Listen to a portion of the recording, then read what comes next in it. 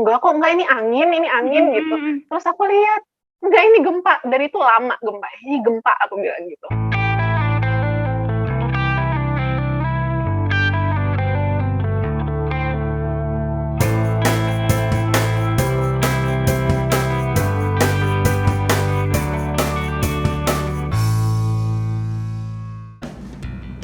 Assalamualaikum warahmatullahi wabarakatuh. Hai, welcome back to my channel. Di podcast kali ini kita kedatangan seorang teman, tepatnya sahabat saya ketika S2 dulu. Dia adalah seorang travel blogger. Nah, di podcast kali ini dia akan sharing pengalaman-pengalamannya saat berada di tempat-tempat yang sudah pernah dia kunjungi, beserta dengan kuliner-kuliner yang pernah dia coba. Tentunya bakalan seru. Makanya kalian harus tetap stay tune di channel YouTube ini, tonton terus sampai habis, dan jangan lupa like dan komennya. Selamat menyaksikan.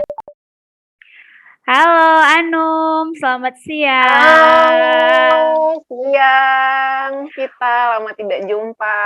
Udah lama banget ya nggak ngobrol kayak gini. Apa kabar nih? Ya, alhamdulillah di rumah aja. Masih PPKM ya? Jakarta juga masih PPKM ya? Masih ya, tapi udah levelnya udah turun ya, level udah bukan zona merah lagi, alhamdulillah. Cuman ya kita masih nahan-nahan buat keluyuran lah, apalagi aku kan. Iya.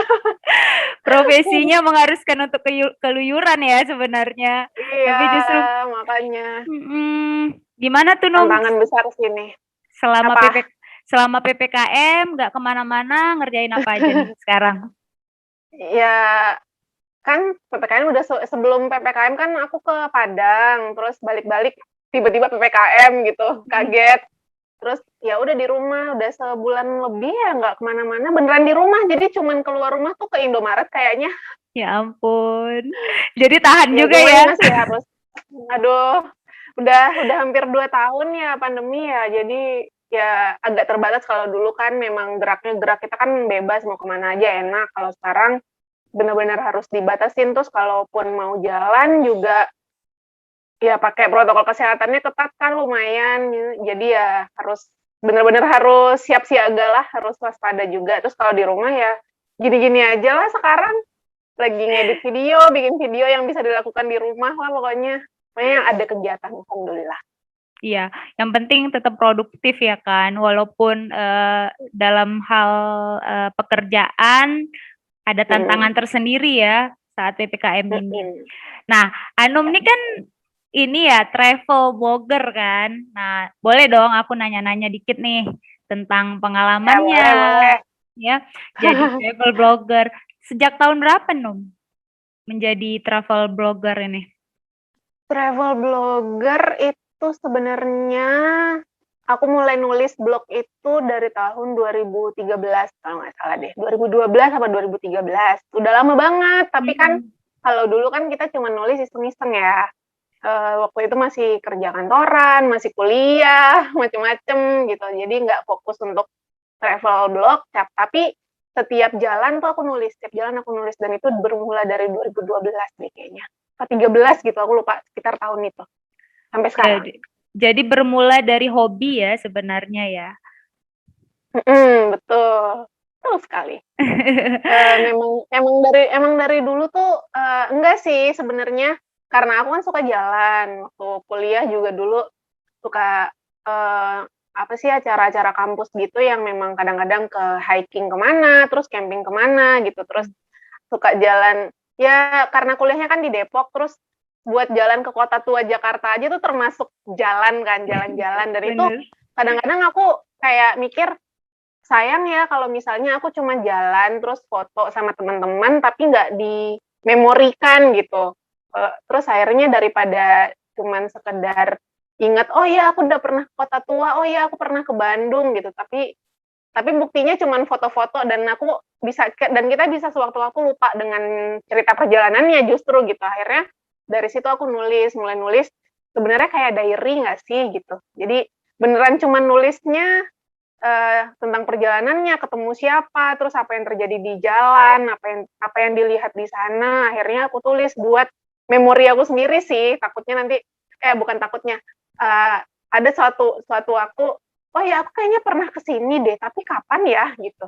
Tapi dengan nulis di blog aku jadi ingat, oh iya aku pernah ke Bandung, aku pernah ke Sukabumi tahun sekian. Oh waktu itu lagi musim kemarau, oh waktu itu lagi hujan deras, oh waktu itu aku ketemu teman baru gitu. Jadi sejak itu sih aku mulai rajin travel blog. Wow, itu nggak semua orang loh punya hobi kayak gitu. Karena bagi sebagian besar orang kan yang namanya menulis itu adalah pekerjaan yang sangat-sangat sulit ya. Kadang-kadang kita males. Kadang-kadang juga nggak usah kan nulis setiap detail perjalanan ya, nulis agenda kita sehari-hari kadang-kadang kan males Iya, gitu ya. iya betul. Iya, makanya menurut aku sih keren banget nih si Anum bisa jadi ini, maksudnya bisa menyukai pekerjaan menulis dengan segitunya gitu loh. Nah, terus kenapa sih tertarik jadi travel blogger? Kenapa nggak tertarik jadi novelis atau apa gitu? Kenapa justru ke travel bloggernya? Uh, ya karena hobi awalnya dan hal yang paling gampang dilakukan itu travel blogging gitu. Jadi karena kan mungkin dulu blog belum setenar sekarang, belum sehit sekarang gitu kan, tapi dulu kita gampang banget loh bikin blog, tinggal buka website, terus login, bikin akun, terus kita bebas mau nulis apa aja gitu. Kalau untuk novelis itu adalah suatu profesi profesional kan, sementara travel blog dulu itu awalnya, lagi pula dulu kan awalnya itu iseng dan hobi, jadi belum kepikiran itu akan dilakukan untuk profesional. Kalau novelis kan beda, karena itu adalah sebuah profesi, jadi dan gaya menulisnya pun berbeda, dan kita punya rules yang harus diikuti, berbeda dengan travel blog. Tapi bukan berarti aku nggak nulis untuk buku profesional, untuk apa sih namanya, untuk profesional gitu. Waktu Wow, itu sempat keren. nulis buku juga, sempat tentang Buku, novel? kumpulan cerita, jadi barengan sama temen, barengan sama teman pejalan juga, kita dipertemukan waktu itu sama Oh. penerbit, terus diminta untuk bikin kisah horor atau perjalanan mistis gitu di gunung gitu. Jadi waktu itu menunggu puncak Ancala itu udah lama banget sih, 2013. Oh Dari iya situ iya juga iya sih, iya. dari blog juga, jadi aku kayak, oh iya ada pernah kesini nggak ya, terus menceritakan tentang legenda di situ. Berarti pernah punya pengalaman mistis dong ya? Selama Iya ngeblog. pernah. Pernah ya? Pernah kalau misalnya sering jalan ke tempat-tempat yang ke daerah-daerah itu pasti pengalaman mistisnya kan beda-beda. Walaupun aku bukan orang yang peka sama hal-hal yang semacam itu, cuman kadang-kadang kita ketemu aja gitu sama orang yang pernah punya pengalaman itu atau merasakan sendiri tapi samar-samar, tapi pernah tahu lah cerita-cerita yang hal-hal mistis di daerah, legenda-legenda semacam itu. Oh, Jadi tahu gitu. menarik ya. Jadi banyak banget pengalamannya dari segi mistis ya. Nah, jadi kan udah sering ya nih melakukan perjalanan traveling gitu ya. Menurut Anum, kota mana sih yang paling berkesan yang nggak bisa lupa? Terus yang bener-bener sampai sekarang tuh pengen pengen lagi tuh ke sana. Nah, kota apa? Kota mana? Yang nggak bisa lupa. Wah banyak. Sebenarnya banyak ya. Yang paling berkesan itu perjalanan ke Sumbawa. Itu Sumbawa, berkesan. wow. Sumbawa, Nusa Tenggara Barat. Kenapa tuh, Itu Num? 2018 ya kalau nggak salah. Alasannya? Alasannya karena itu perjalanan epic sih. Sebenarnya udah ada beberapa tempat ya, tapi mungkin kalau sekarang kalau ada yang nanya pengalaman berkesan ya ke Sumbawa, karena waktu itu aku berangkatnya 3 hari setelah gempa Lombok. Ingat nggak, 2018 ya kalau nggak salah. Ada gempa Lombok, gempa besar itu kan, Iya iya yang benar-benar. mengguncang Lombok Timur. Dan 3 hari kemudian, 2 hari kemudian, aku berangkat ke Lombok gitu, terbang ke Lombok untuk nyebrang ke Sumbawa. Nah, waktu itu sebelum berangkat itu sempat, aduh gimana ya, mau berangkat apa batal nih gitu. Dan itu aku sama suami juga, terus sama ada 2 orang temanku juga. Itu kita udah merencanakan ke Sumbawa itu sekitar beberapa bulan sebelumnya. Sayang banget nih kalau nggak jadi gitu. Oh ya udah, tetap aja berangkat, bismillah gitu. Oke, kita berangkat. Dan ternyata dari Lombok memang Lombok sangat memprihatinkan, jadi bisa tahu juga ya kondisi Lombok waktu itu. Terus, di bandara juga rame banget bule-bule yang harus pulang ke negaranya atau misalnya pulang ke Bali, kebanyakan sih ke Bali ya, karena memang harus dipulangkan sama pemerintah gitu kan. Terus aku jadi lihat camp-camp pengungsian juga di Lombok waktu perjalanan ke pelabuhan untuk nyebrang ke Sumbawa gitu. Nah, di Sumbawa itu hari kedua aku kan ke Pulau Kenawa. Pulau Kenawa itu pulaunya kosong kan. Karena gempa itu jadi warung-warung semuanya tutup dan itu pulaunya kosong dan cuman kami berempat waktu itu kami berempat yang tinggal di situ, yang ngecamp di situ karena nggak ada sama sekali orang. Orang kan takut Serius? ya soalnya. Serius. Ya ampun, seru Serius itu. banget. Aku pun kaget sebenarnya. Aku pun kaget sebenarnya. Terus kata orang kapalnya juga yang nganter kami, kita kan sewa boot.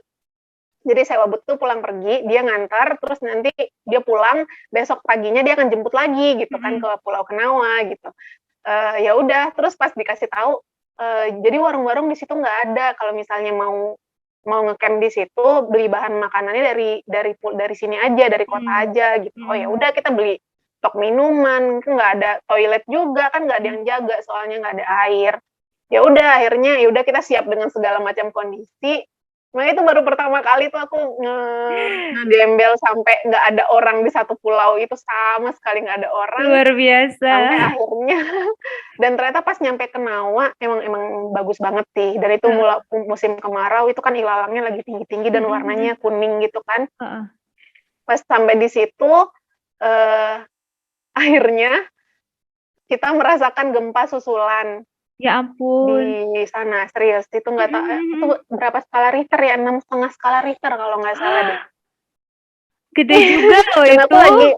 aku baru mau diriin tenda di situ, di daerah pantainya. Kan di Pulau Kenawa itu ada bukit kecil gitu.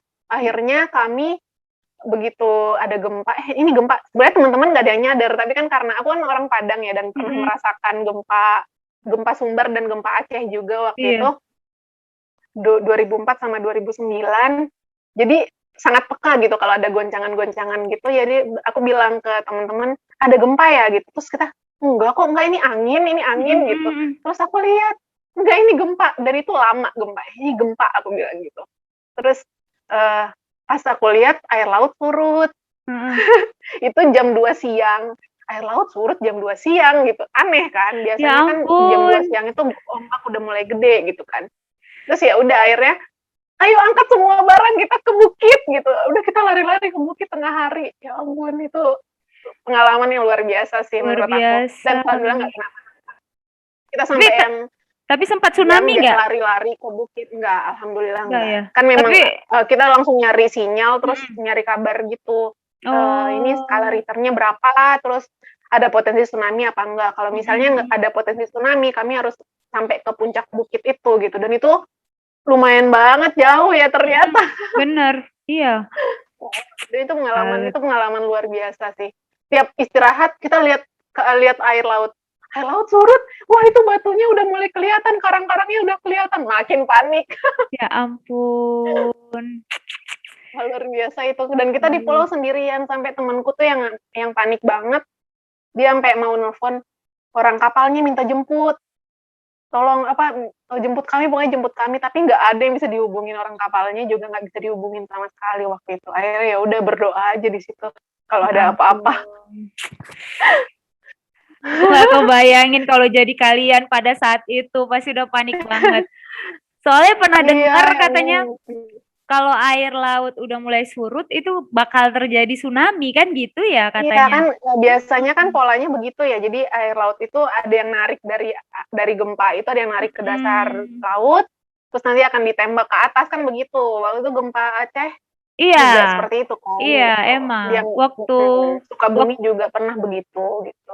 Waktu gempa Aceh dulu kayak gitu. Jadi banyak yang korban itu gara-gara nggak tahu gitu kan. Kok tiba-tiba air surut, terus pada surutnya tuh sampai berapa kilo gitu kan? Iya, sampai ikan-ikannya tuh pada ini kan berenang-berenang di situ gitu loh, pada ngambilin ikan. Di situ tiba-tiba air lautnya dateng gitu, langsung gede gitu. Makanya, gitu. Iya makanya Karena inget itu sebenarnya, waduh aku di pulau lagi, di pulau Ya kecil ini Allah, kalau ada tsunami tinggi ini sampai bukit nggak ya kita gitu.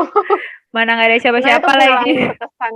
Iya, pengalaman Bener. berkesan banget gitu. Sampai sekarang masih keinget, cuman alhamdulillah ya nggak terjadi apa-apa. Gitu. Alhamdulillah, iya bener. Jadi ada ceritanya ya buat anak, entar juga ada ceritanya. Mama dulu pernah Iya, kayak gini loh, iya sama betul betul betul. Dan aku petualang. nulis juga di blog soal pengalaman yang itu. Jadi tiap kalau misalnya ingat-ingat Sumbawa terus aku baca blognya jadi kayak wah ternyata pernah ya ada di kondisi seperti ini gitu. Kondisi genting waktu itu mungkin deg-degan tapi sekarang jadi cerita gitu. Terus Mm. jadi ingat kayak gitu tuh, oh kita harus waspada sama alam, kita harus bisa baca tanda-tanda alam gitu. Jadi lebih peka aja.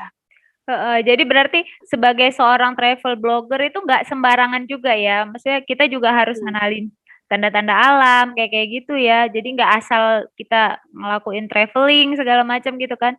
Ya, Tapi tetap betul harus betul. Jadi karena lebih sering jalan, karena dulu mungkin awal-awal jalan kan kita cuma lihat tempat wisata, destinasi, cantiknya kayak gimana gitu. Tapi karena semakin sering jalan, jadi aku jadi paham sendiri, oh ternyata ada hal-hal yang lebih yang bisa bikin kita wise, bisa lebih bijak untuk menanggapi. Itu nggak cuma alam, tapi orang-orangnya juga kan beda-beda ya. Orang-orang tiap bener. daerah budayanya, jadi lebih tahu Iya. aja gitu. Dan lebih paham, jadi mengerti gitu kan, oh ternyata ada yang berbeda dari kita, dari kehidupan kita di sini gitu. Mungkin kita di sini hidupnya seperti ini, mereka hidupnya mungkin berbeda gitu, atau mungkin cara mereka melihat orang, cara mereka melihat alam juga berbeda. Jadi banyak belajar lah pokoknya.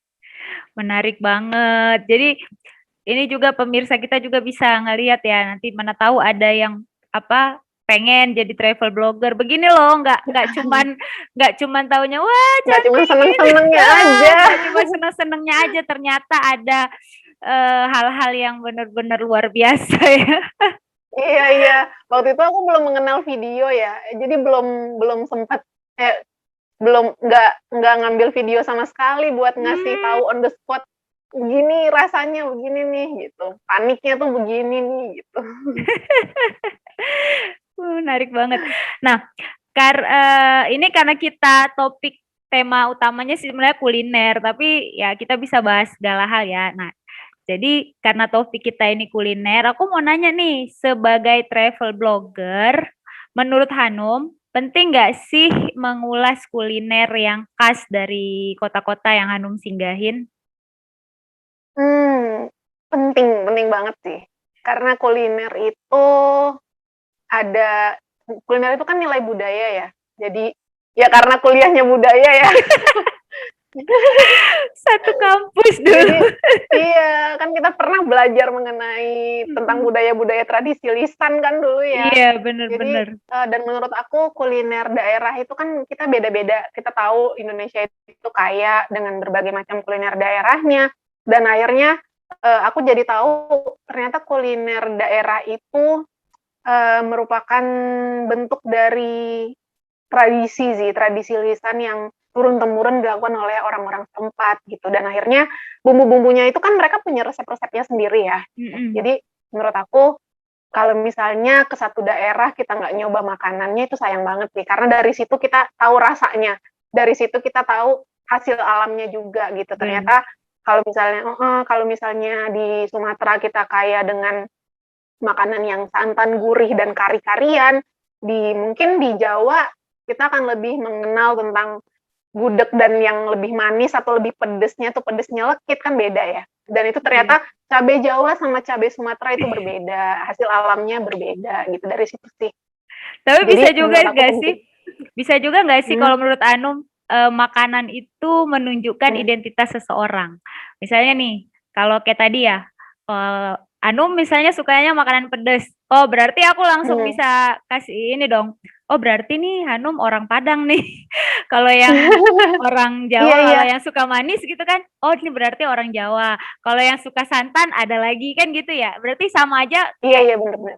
kuliner itu bisa menunjukkan identitas seorang juga ya berarti. Iya, heeh, heeh. Jadi ada nilai rasa kan dari situ. Jadi mungkin orang orang Jawa sukanya yang lebih manis gurih gitu, terus aku lebih suka makanan yang pedas dan berkuah, tapi yang pedas dan berminyak gitu kan. Itu jadinya kita tahu, oh ini tuh orang Sumatera, tapi Sumatera mana ya? Ntar akan lebih spesifik lagi Sumateranya Sumatera mana, atau Jawanya Jawa mana gitu. Menurut aku kuliner itu nggak sekedar cuman kita makan dan itu enak, tapi ada berbagai macam proses di dalam satu makanan itu yang memang ternyata punya ciri khas, tiap daerah itu beda-beda gitu. Wow, Dan keren, itu yang keren, menunjukkan keren. seseorang Iya. itu orang mana, asalnya dari mana, dan karakternya juga ya. Heeh, Gitu. bener. Terus aku juga pernah denger nih, kalau soal kuliner menunjukkan identitas, terus asal muasal suku di Indonesia. Nah, kalau orang Jawa itu aku pernah denger orang Solo. Kenapa orang Solo tuh suka manis? Karena katanya dulu pabrik gula tuh banyak di Solo. Jadi karena gula karena gula itu Iya benar. melimpah, iya kan pada saat itu makanya gula itu dijadikan pengganti garam gitu, pengganti perasa makanan. Makanya lidahnya itu udah terbiasa dengan rasa manis gitu sih aku pernah dengar. Iya Berarti beda-beda. mhm, Heeh, heeh. Hasil alamnya makanya kan. Jadi kita jadi iya, tahu, oh ternyata hasil alam di daerah ini tuh kebanyakan gula gitu atau mhm, padi. Jadi makanya orang Indonesia bagian tengah ke barat itu makanannya nasi kan. mhm, Sementara mungkin Papua makanannya sagu karena di sana ladang sagu lebih banyak gitu. Itu aku iya. setuju sih. Dan pernah juga ternyata makanan itu menunjukkan sejarah, menceritakan sejarah juga sih. Bener, Menyimpan, bener. jadi saksi sejarah. Kayak aku pernah ke Cirebon itu makan nasi jamblang. Iya, Aku pikir iya. nasi jamblang apa sih ya gitu kan. Oh cuma nasi lauk biasa sebenarnya. Iya, Tapi yang jadi ciri khas adalah nasi jamblang itu dibungkus dengan daun jati. oh iya daun Ternyata, jati, heeh, iya kan daun jati. mhm, Ternyata ada cerita di situ. Oh, mhm, jadi ternyata dulu kan Cirebon termasuk jajahan Belanda ya pada mhm, masa pembuatan Anyer Panarukan, jalan tol Anyer mhm. Panarukan. Terus kok jalan tol jalan ya pokoknya jalan lah pembangunan Jalan, jalan dan itu heeh, kerja paksa ya iya, kerja heeh, rodi gitu heeh, dan itu makanan para kuli bangunan para kuli kerja paksa itu makannya dengan dibuatkan sama ibu-ibu atau istrinya atau siapanya lah itu nasi dalam jumlah banyak tapi yang bisa mmm. awet sampai sore gitu Oh, dan iya, iya. daun jati itulah yang membungkus nasi biar nggak cepet basi dan akhirnya itu jadi ciri khas kota Cirebon makanan kota Cirebon gitu. Iya, benar, benar. Kalau di Aceh juga ada itu kayak gitu. Hmm, Heeh, kuah gimana belangong. gimana kalau Aceh? Kalau Apa namanya? apa ya, apa sih istilahnya saya lupa. Kuah belangong juga termasuk salah satu. Jadi dia tuh bisa disimpan dalam waktu lama untuk bekal Mhm. perang, kayak gitu. Iya kayak gitu Heeh, semacam itu ya. heeh. Jadi Menarik sih. memang jadi kuliner itu memang ada jadi saksi sejarah juga dan Iya, kita jadi tahu sejarah itu. deket banget sama budaya ya sebenarnya. Kalau kita ngomongin Iya kuliner, betul. bukan hanya persoalan rasa kan, tapi juga ada filosofi di balik itu semua, Betul budaya, nilai sekali. sejarah. Setuju setuju. Iya Setuju bener banget. setuju banget. Seru ya. Iya seru banget ya jadi.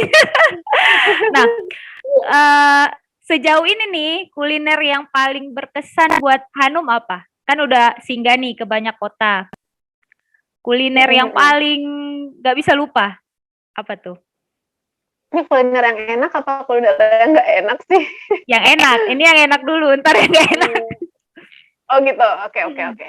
Yang berkesan, aduh bingung karena banyak yang enak-enak. Ayo, satu aja yang paling nggak bisa lupa, terus Anum juga baru pertama makannya di kota itu gitu, nggak pernah makan di manapun. Oh iya, ada Mhm. ada. Embal namanya. Embal apa embal gitu. Mungkin orang Embang. Maluku tahu Oh, itu embal. gimana tuh? Itu berkesan dia tuh gorengan dari sagu.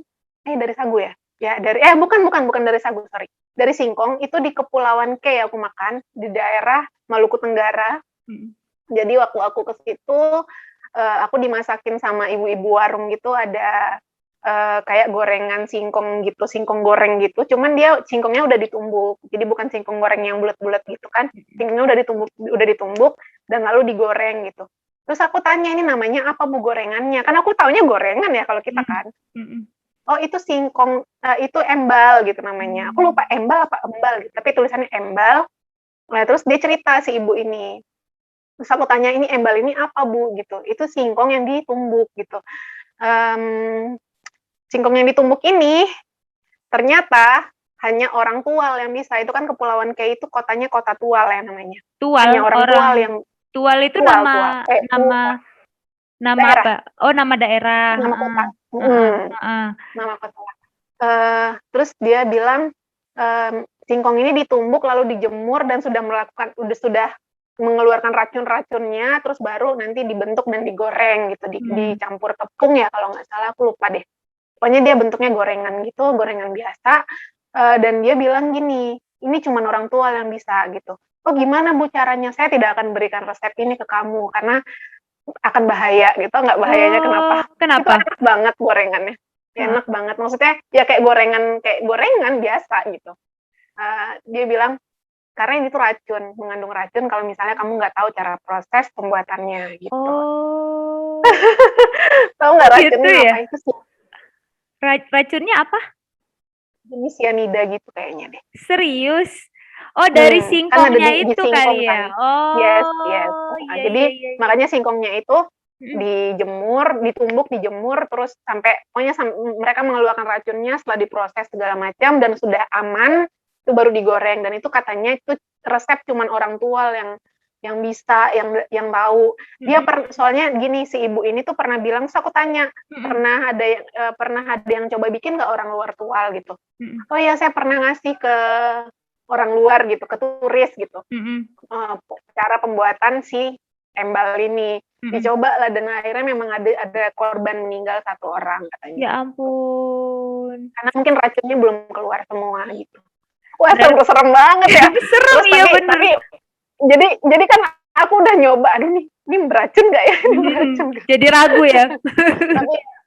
tapi ya itu khasanah daerahnya. Iya. Mereka emang suka bikin yang makanan itu dan mereka tahu kalau ternyata ini tuh ini tuh mengandung racun, jadi mereka tidak akan membagikan resepnya ke sembarang orang dan itu turun temurun yang ada di Tual.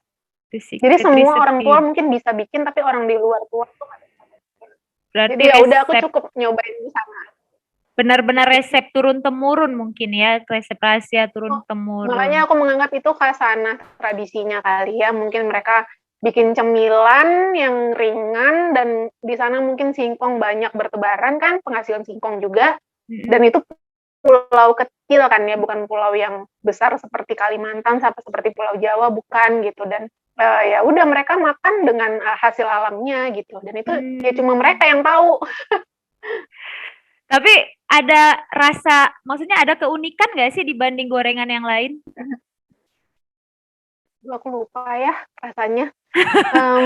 Dia lebih lembut sih. Jadi tuh aku pikir kayak pisang, bentukannya tuh kayak pisang goreng. Aku pikir itu pisang, tapi ternyata itu singkong gitu. Sebenarnya mirip sama gorengan-gorengan ubi yang kita makan di sini, mirip. Jadi ada kayak liat-liatnya gitu pas dikunyah. Cuman mungkin berbeda, ada perbedaan rasanya sih nggak terlalu signifikan. Cuman lebih ke pas ngunyahnya itu ini apa ya? Tapi kok kayak sagu tapi bukan sagu, kayak ubi tapi bukan ubi gitu, bukan pisang juga karena dia nggak manis tapi asin. Oh, berarti ada lah memang rasa uniknya ya di balik gorengan yang kayak gorengan biasa itu.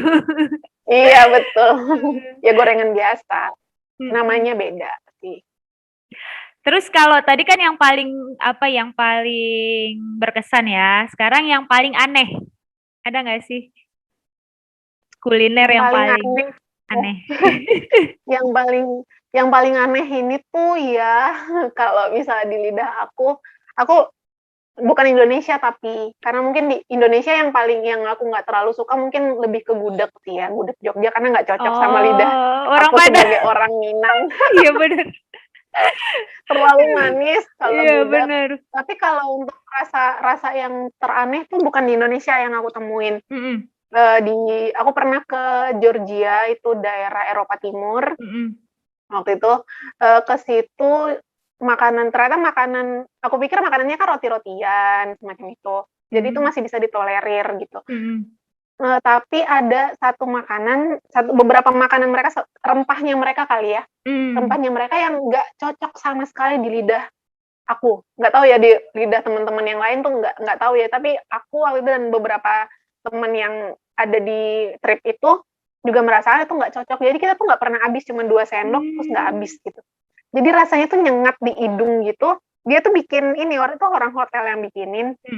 Dia tahu kalau aku muslim dan tidak makan daging, tidak makan pork dan alkohol. Jadi dia bikinnya tuh biji-bijian, nasi tapi di stop gitu, nasi stop gitu. Jadi di stop itu ada nasinya gitu. Terus tapi sedikit kadarnya. Terus dia bikin kacang merah, sop kacang merah juga. Pokoknya yang sop-sopan begitu. Cuman kalau mungkin di kita ada daun bawang mungkin dan ada cengkeh, merica dan rempah-rempah lain ya yang sangat familiar di lidah. Mereka tuh punya satu bumbu yang ini kok aneh banget rasanya. Jadi di otak aku sop ayam tuh gurihnya gimana gitu kan. Tapi pas nyobain tuh, ini rasanya apa ya gitu. Itu satu-satunya daerah yang aku cobain kulinernya yang benar-benar nggak cocok sama sekali di lidah. Yang anehnya itu aneh banget. Dan aku belakangan baru tahu, itu kan udah bertahun-tahun yang lalu, 2017. Belakangan aku tahu yang aku nggak cocok sama rempahnya itu, ternyata aku nemu di satu restoran kemarin beberapa waktu lalu, ada acara di situ, terus aku nyoba, kok ini familiar ya rasa anehnya, dan ternyata aku tidak cocok dengan daun ketumbar. Oh, daun ketumbar. Itu Iya. berarti daun ketumbar ya. Yes. Karena memang benar aku penasaran kan, soalnya ini kalau misalnya kita daun bawang, seledri gitu-gitu kan beda ya rasanya. Tapi ini kok aneh ya rasanya, aneh banget. Dan itu aku udah nggak pernah habis hidangan orang hotel waktu itu, nggak pernah habis. Dan selalu aku nyari-nyari tahu, sampai aku searching, aku kan nulis di blog tentang makanannya mereka, makanan Georgia gitu. Aku nulis di blog tentang itu, tapi kok ya semua dari beberapa sumber yang aku baca itu semuanya bilang enak gitu. Tapi kok di aku nggak cocok gitu kan. Dan aku cari tahu bahannya juga aku nggak ngerti, nggak paham bahannya apa gitu. Dan belakangan aku baru tahu, beberapa bulan lalu aku baru tahu dan nyobain satu salad yang aneh juga rasanya. Familiar nih, aku tahu nih rasanya yang aneh ini. Dan kata temanku tuh dia bilang, itu daun ketumbar. Oh, iya daun ketumbar. cilantro gitu. Ya, cilantro. Iya, kalau nggak salah. Jadi kayaknya aku nggak cocok deh sama aroma daun ketumbar. Iya, emang sih kalau kuliner Indonesia, masakan Indonesia tuh jarang yang pakai daun ketumbar. Cuman aku pernah. Kita punya seledri ya. Emang sih bentuknya rada-rada mirip. Iya kan, rada-rada mirip. Mungkin aromanya ya beda. Cuman kalau aku lihat sih, kalau di resep-resep yang masakan Western, Vietnam itu sering loh pakai daun ketumbar. Iya makanya. Wah, Vita mungkin lebih paham deh karena doyan masak. Tapi aku belum pernah nyoba sih pakai itu. Soalnya susah kan kalau di supermarket sini nemuin daun ketumbar. Iya, terus apalagi kamu di Medan ya sekarang ya. Paling ada yang di soalnya udah beberapa harus di supermarket yang impor juga sih. Benar-benar. Iya. Terus kayak aku kalaupun ada resep Western yang mau aku coba bikin, terus ada resep ketumbarnya, mungkin aku akan delete ketumbarnya. Iya benar. Paling diganti ya sama yang lebih familiar gitu. Iya betul. Disesuaikan rasanya. Berarti Hanum bisa masak dong ya? Alhamdulillah. Paling sering masak apa sih? Aku masak. Kalau di rumah? Kalau di rumah, ini sejak pandemi aku jadi rajin banget explore loh. Padahal dulu tuh makan ya cuman goreng ayam terus dikasih sambel udah gitu kan, paling menu-menu yang seperti itu ya di rumah. Karena aku orang Padang dan suami juga suka makanan Minang, makanan Padang ya paling sering tuh paling awet tuh aku bikinnya balado gitu sih.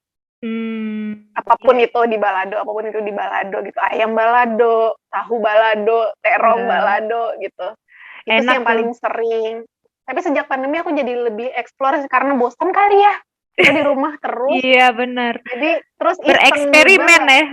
Iya betul. Jadi suka bikin eksperimen. Oh enggak, kadang aku kangen sama pindangnya orang Lampung gitu. Terus aku lihat resepnya, belajar. Akhirnya aku bikin pindang, aku beli ikan patin, terus masak sendiri. Ternyata memuaskan ya, seru ternyata masak-masak yang sesuatu yang belum pernah kita coba gitu. Iya, bener. Ada sensasi beda lah kalau kita makan buatan Iya, sendiri iya, sama iya. beli.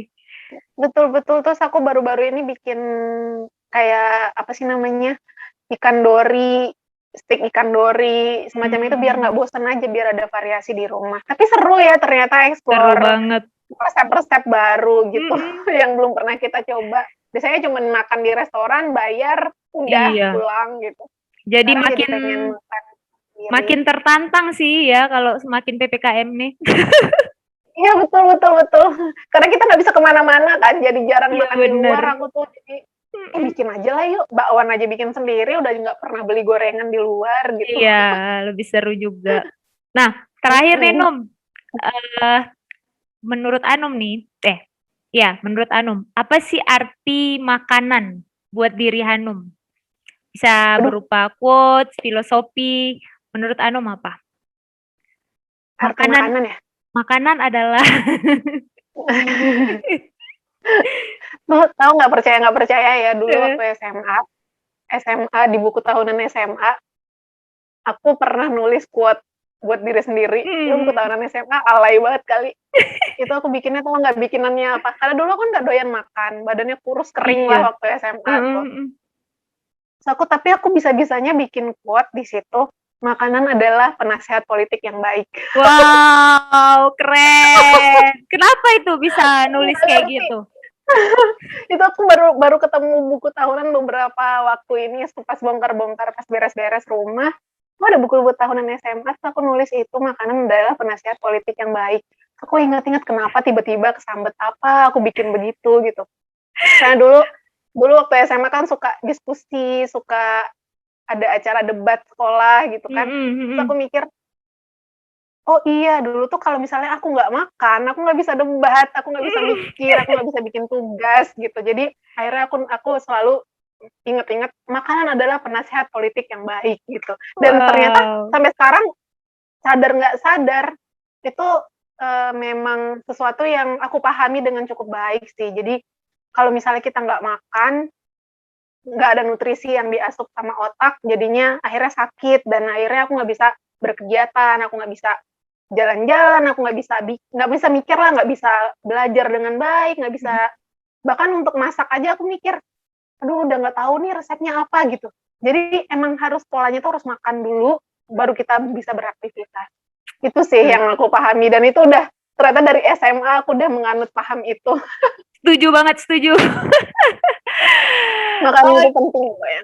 Iya bener. Oke Nom, Dan jangan mungkin pernah dan jangan pernah berdebat sama orang yang belum makan. oh iya, bahaya. Kalau kata orang Medan, senggol bacok. Yes, itu nggak orang Medan aja, orang Indonesia kayaknya. Oke, benar. Senang sekali ya bisa ngobrol hari ini sama travel blogger yang cukup banyak nih tulisannya, Hanum. Nah, terakhir Num, boleh nggak sih Hanum bilang ke pemirsa subscribe ya channel ini? Aku minta bantuin dipromosiin gitu. Boleh dong, boleh. Jadi teman-teman subscriber, teman-teman YouTube yang nonton video ini, jangan lupa subscribe video teman aku, Cut Novita ya. Iya. Bukan Kavita Channel. Oh iya, Kavita Channel. Aduh, aku lupa kan. Kavita Channel. Pokoknya buat teman-teman yang senang sama konten-kontennya Vita dan lagi nonton video ini, jangan lupa subscribe channel Kavita Channel namanya, karena kalian akan menemukan video-video inspiratif berikutnya. Makasih Anu, makasih banget. Sampai ketemu ya. Sehat jumpa selalu. Lagi. Dadah, terima kasih sudah mengundang aku masuk ke channel ini. Iya, makasih banget akunya. Dah.